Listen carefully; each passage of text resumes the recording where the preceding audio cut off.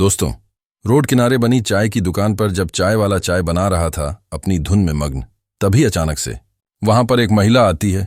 उस महिला को देखने के बाद जो उसका चेहरा हमेशा खुश रहा करता था वह एकदम से शांत हो जाता है थोड़ी देर के लिए, जैसे कोई पुराना दर्द जाग उठा हो।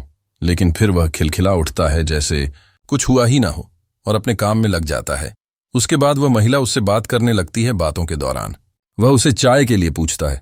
महिला चाय पीने के लिए बोल देती है। वह अपनी धुन में मग्न होकर उसके लिए चाय बनाता है और जैसे ही वह चाय का कप लेकर उसके सामने जाता है, एकदम से उस महिला की आंखों से आंसू टपकने लगते हैं। अनायास भारी दुख के साथ वह उसके पैर पकड़कर फूट फूट कर रोने लगती है और टूटे हुए स्वर में उससे माफी मांगने लगती है।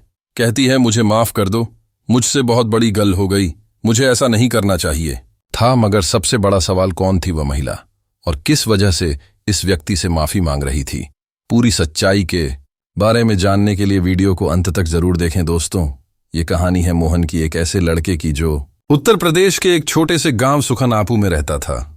मोहन अपने माता पिता राम प्रसाद और शांति देवी का इकलौता बेटा था। वह भी ऐसा बेटा जो उनके लिए किसी अनमोल खजाने से कम नहीं था, क्योंकि शादी के कई सालों तक उनकी गोद सुनी रही थी। और फिर एक दिन मोहन ने उनके घर में किलकारी भरी थी। राम प्रसाद गांव के स्कूल में सरकारी अध्यापक थे, मेहनती और ईमानदार इंसान जो बच्चों को पढ़ाने में अपनी जिंदगी का मकसद देखते थे। लेकिन अब वह रिटायर हो चुके थे और घर पर ही समय बिताते थे। कभी खेतों में हाथ बंटा, कभी मोहन के साथ गप्पे लड़ाते। शांति देवी एक साधारण गृहिणी थी जिनका पूरा संसार बस अपने पति और बेटे के इर्द गिर्द घूमता था। मोहन को वह दोनों इतना प्यार करते थे कि उसकी हर छोटी बड़ी ख्वाहिश को पूरा करने के लिए दिन रात एक कर देते। उसे लाड़ प्यार से पाला जैसे कोई नन्हा पौधा जिसे हवा की एक झोंके से भी बचाना हो। मोहन का बचपन गांव की मिट्टी में खेलते कूदते बीता।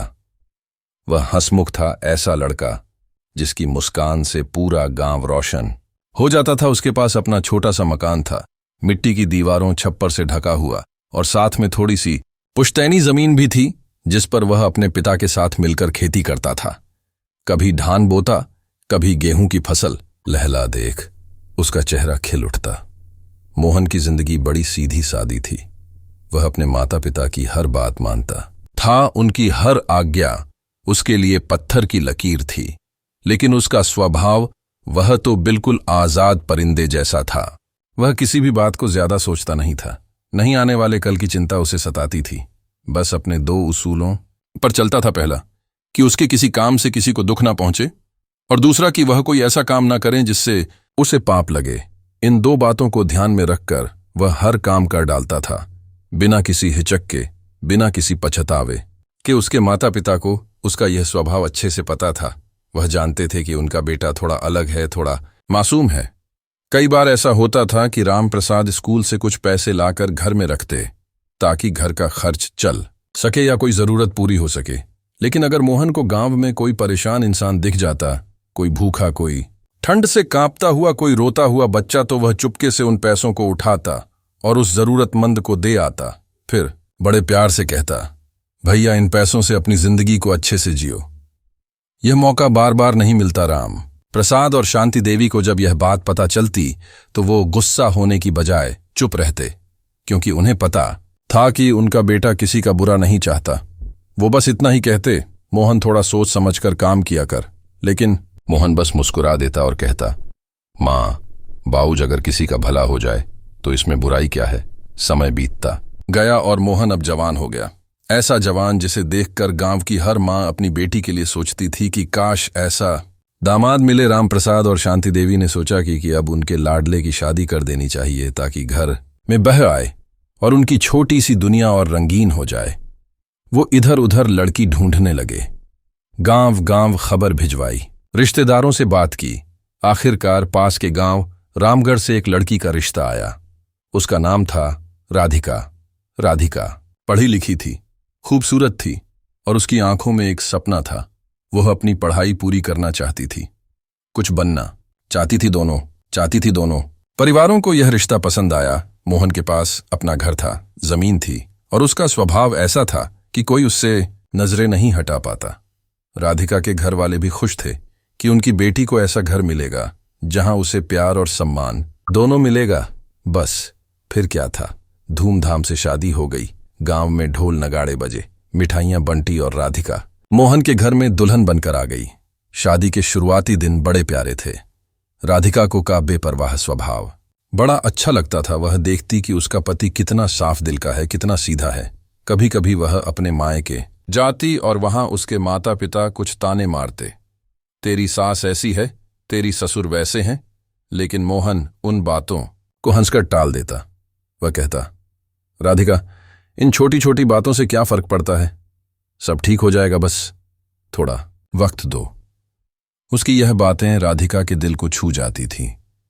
उसे लगता कि उसका पति कितना समझदार है, कितना धैर्यवान है। घर में सब कुछ अच्छा चल रहा था, सास ससुर का प्यार मिल रहा था और मोहन का साथ तो जैसे जिंदगी को आसान बना रहा था। लेकिन राधिका के मन में एक ख्वाहिश थी। वह शादी के वक्त ग्रेजुएशन के दूसरे साल में थी और उसका सपना था कि वह अपनी पढ़ाई पूरी करे और एक सरकारी नौकरी हासिल करे। एक दिन उसने हिम्मत जुटाई और मोहन से कहा, मोहन, मुझे आगे पढ़ना है, क्या तुम्हें कोई आपत्ति है? मोहन ने अपनी वही प्यारी मुस्कान के साथ कहा, राधिका, अगर तुम्हें पढ़ने से खुशी मिलती है तो पढ़ो ना, मुझे क्या दिक्कत हो सकती है? तुम जितना चाहो पढ़ो, मैं तो खुश हूं कि मेरी बीवी कुछ बड़ा करना चाहती है। यह सुनकर राधिका का दिल खुशी से भर गया। उसने सोचा कि दुनिया में इससे अच्छा पति उसे कहां मिलेगा। बस फिर क्या था, मोहन ने उसकी पढ़ाई का पूरा इंतजाम कर दिया। गांव से शहर तक का सफर, किताब, फीस, सब कुछ वह देखता और राधिका भी पूरी मेहनत से पढ़ाई करने लगी। वह अपने सासुर का भी ख्याल रखती, घर संभालती और पढ़ाई में भी पीछे नहीं रहती। समय बीतता गया और एक दिन वह खुशखबरी आई जिसका राधिका को बेसब्री से इंतजार था। उसने सरकारी बैंक में मैनेजर की नौकरी के लिए टेस्ट दिया था और रिजल्ट आया। उसकी नौकरी पक्की हो गई थी। जब वह घर आई और मोहन को यह बात बताई तो उसकी खुशी का ठिकाना ना रहा। उसने कहा, मोहन, मेरी नौकरी लग गई है, अब हमारी जिंदगी और अच्छी हो जाएगी। मोहन ने हंसते हुए कहा, राधिका, मुझे तो पहले से ही पता था कि तुम कुछ बड़ा करोगी। अब तुम खुश हो न, बस यही मेरे लिए काफी है। रामप्रसाद और शांति देवी भी बहू की कामयाबी से फूले नहीं समा रहे थे। गांव में बात फैल गई कि मोहन की बीवी बैंक मैनेजर बन गई है और लोग तारीफ करने लगे। सब कुछ सपनों जैसा चल रहा था। लेकिन दोस्तों, कहते हैं ना कि सुख और दुख जिंदगी के दो पहलू है। जैसे ही राधिका की नौकरी लगी, उसके अंदर कुछ बदलने लगा। वो जो पहले सादगी से रहती थी, अब उसमें एक अजीब सा घमंड घुस गया।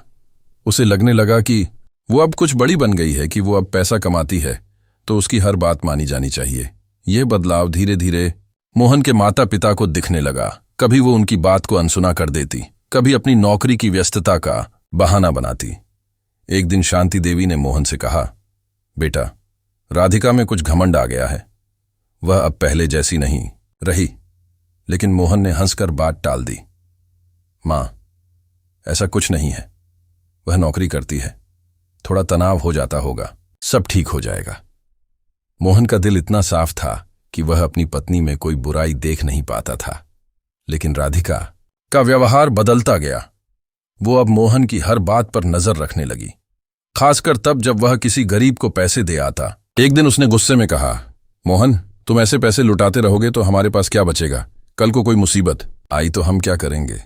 मोहन को उसकी बात समझ में आई।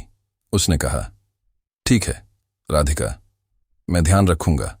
लेकिन उसका दिल वह तो वही था। जब भी उसे कोई दुखी इंसान दिखता, वह घर से पैसे उठाकर दे आता। वह सोचता, अगर किसी की जिंदगी में थोड़ी सी रोशनी आ जाए तो इसमें हर्ज क्या है? राधिका को यह बातें टकने लगी। उसे लगने लगा कि मोहन कभी नहीं सुधरेगा।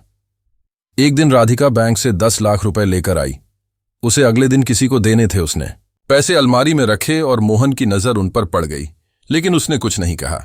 अगले दिन सुबह वह नौकरी पर चली गई और दोपहर में एक शख्स को उन पैसों को लेने आना था। उसी सुबह मोहन गांव में घूमने निकला और रास्ते में उसे एक आमी मिला। वो अच्छे कपड़े पहने था, लेकिन उसकी आंखों में उदासी थी। उसने बताया, भैया, मैं दूर गांव से हूं, मेरा सामान चोरी हो गया, गाड़ी छिन गई, मेरे पास कुछ नहीं बचा। अगर आपके पास थोड़े पैसे हों तो मदद कर दो। मोहन का दिल पसीज गया। उसने कहा, आप यहीं रुके, मैं अभी आता हूं। वह घर गया, अलमारी खोली और उन पैसों में से 000 निकाल आया। उस शख्स को देकर कहा, इनसे अपने घर चले जाओ, और अगर कभी मन करे तो यह पैसे किसी जरूरतमंद को दे देना, मेरे लिए वही काफी है।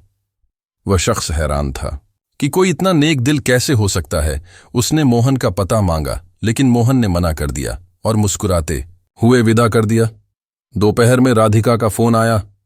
उसने कहा, मोहन, अलमारी में 10 लाख रुपए रखे हैं, एक आदमी आएगा, उसे दे देना। मोहन घबरा गया, ने सच बता दिया, राधिका, मैंने उनमें से 001 गरीब को दे दिए। वह बहुत परेशान था। यह सुनते ही राधिका का गुस्सा 7वां आसमान पर पहुंच गया। उसने फोन पर चीखते हुए कहा, मोहन, तुमने मेरी जिंदगी बर्बाद कर दी। तुम ऐसे ही चलते रहे तो हमारा कुछ नहीं बचेगा। मोहन चुपचाप सुनता रहा। उसने एक शब्द नहीं कहा। राधिका ने उस शख्स को मना कर दिया और शाम को जब घर आई तो उसका गुस्सा फट पड़ा। वह चिल्लाई, तुम्हें जिंदगी की कोई परवाह नहीं, ना आगे की सोच, ना परिवार की चिंता। मैं तुम्हारे साथ नहीं रह सकती। मोहन ने उसे प्यार से समझाने की कोशिश की, लेकिन राधिका कुछ सुनने को तैयार ना थी। आखिर में उसने कहा, मुझे तुमसे अलग होना है। मोहन ने उसकी आंखों में दुख देखा। उसने कहा, राधिका, अगर तुम मेरे साथ खुश नहीं हो तो जहां तुम्हारा मन करे चली जाओ, मुझे कोई आपत्ति नहीं। राधिका ने उसकी बात मान ली और रूठकर अपने मायके चली गई। वहां वह अपनी सैलरी माता पिता को देने लगी। मोहन को इस बात से कोई फर्क नहीं पड़ा। वह अपने माता पिता के साथ खुश था, लेकिन राम प्रसाद और शांति देवी का दिल टूट गया।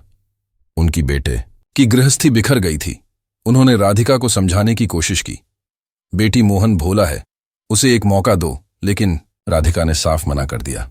उसने कहा, नहीं, मैंने उसे छोड़ दिया तो छोड़ दिया, अब मैं कभी उसके साथ नहीं रहूंगी। उसने तलाक का केस दायर कर दिया। मोहन ने हंसते हुए तलाक दे दिया। वह अपने माता पिता के साथ रहने लगा और राधिका मायके में समय बीता। मोहन वहीं रहा, खुश मिजाज, बेपरवाह, लेकिन उसके माता पिता को दुख था कि उनका बेटा अकेला रह गया। वो उसे समझाते, लेकिन मोहन कहता, मां बाउज जो होता वो हो गया, ये सब ऊपर वाले की मर्जी थी। वह फिर से अपनी जिंदगी में मस्त हो गया। इधर राधिका अपनी नौकरी में लगी रही। उसके मायके वाले उसकी तारीफ करते, मोहन की बुराई करते, लेकिन राधिका को यह अच्छा नहीं लगता था। वह चुपचाप उठकर चली जाती। फिर एक दिन अचानक उसकी जिंदगी में तूफान आया। बैंक में कोई गड़बड़ी हुई और उसे 2 महीने के लिए नौकरी से निकाल दिया गया। उसकी सैलरी बंद हो गई। मायके वालों का रंग बदल गया। वह उसे बोझ कहने लगे। उसका भाई बोला, बहन, कब तक हमारे ऊपर पड़ेगी, दूसरी शादी कर ले। राधिका के होश उड़ गए। उसे अपने पति की याद आई। 4 साल बाद उसने फैसला किया कि वह मोहन से मिलेगी। वह सुखनपुर पहुंची। गांव के चौराहे पर एक चाय की दुकान दिखी। वहां मोहन गाना गाते हुए चाय बना रहा था, लोगों के साथ हंस रहा था।